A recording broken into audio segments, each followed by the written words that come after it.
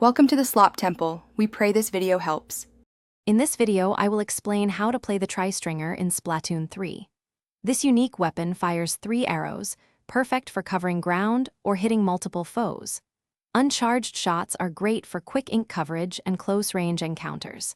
For more impact, charge your shots to deal significant damage and create delayed explosions.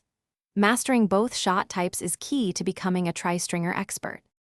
Effective Tri-Stringer play relies on smart positioning and precise aiming.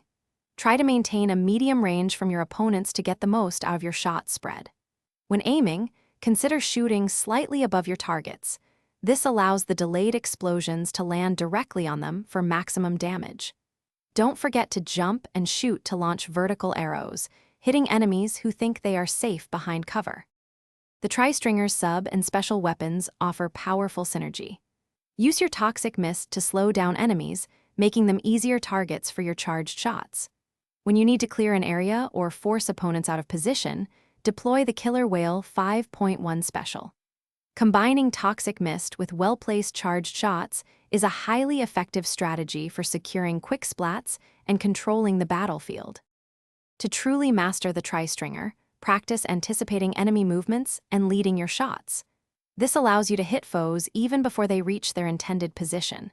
Utilize the weapon's good mobility to quickly reposition yourself, maintaining optimal range and surprising opponents.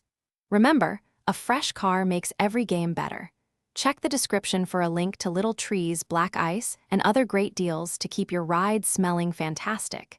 Keep practicing, and you'll dominate the arena. Thanks for watching. Consider subscribing if we helped you.